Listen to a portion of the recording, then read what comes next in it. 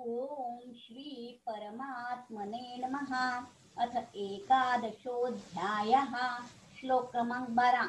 दिवि सूर्यसहस्रस्य दिवि सूर्यसहस्रस्य दिवि सूर्यसहस्रस्य भवेत् युगपत् उत्थिता भवेत् युगपद् उत्थिता भवेत् युगपत् उत्थिता दिवि सूर्यसहस्रस्य भवेत् युगपत् उत्थिता दिवि सूर्यसहस्रस्य भवेत् युगपद उत्थिता दिवि सूर्यसहस्रस्य भवेत् युगपद उत्थिता यदि भासदृशी सा स्यात् यदि भासदृशी सा स्यात् यदि भासदृशी सा स्यात् भासस्तस्य महात्मनः भासस्तस्य महात्मनः भासस्तस्य महात्मनः यदि भासदृशी सा स्यात् भासस्तस्य महात्मनः यदि भासदृशी सा स्यात्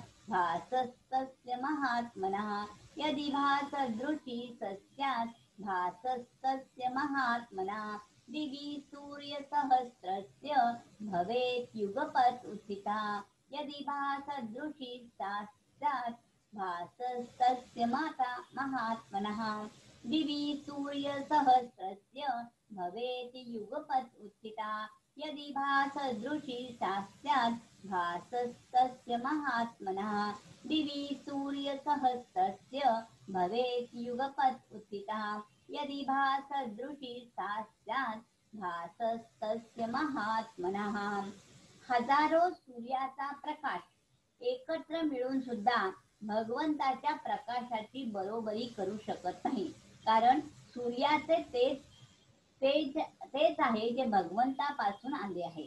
जरी हजारो सूर्यांचा प्रकाश झाला तरी ही तो भौतिकच आहे, परंतु भगवंताचा प्रकाश भौतिक नाही तर दिव्य आहे. 13वा श्लोक घेऊयात आपण.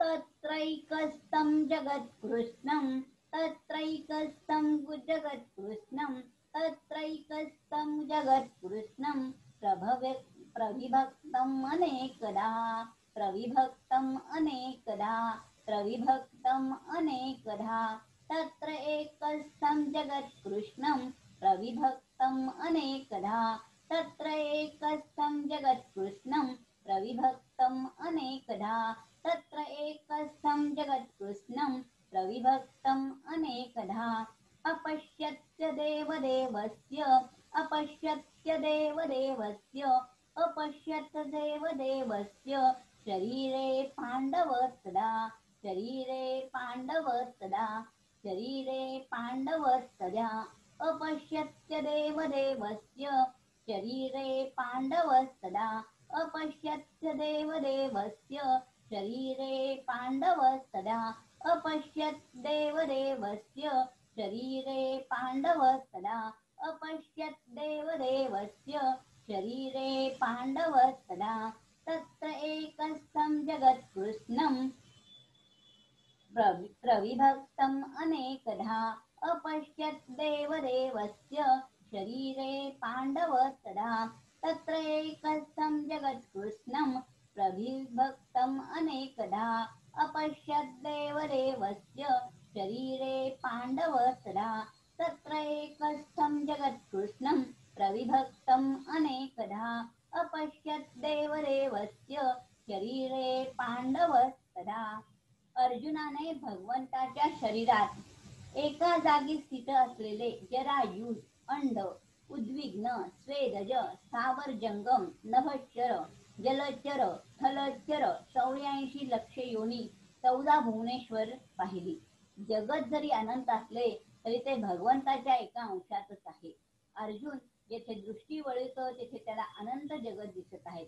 भगवंताच्या अलौकिक विराट रूपाला पाहिल्यावर अर्जुनाची काय स्थिती झाली याचं वर्णन संजय पुढील श्लोकात करतायत. हरये नमः हरये नमः हरये नमः.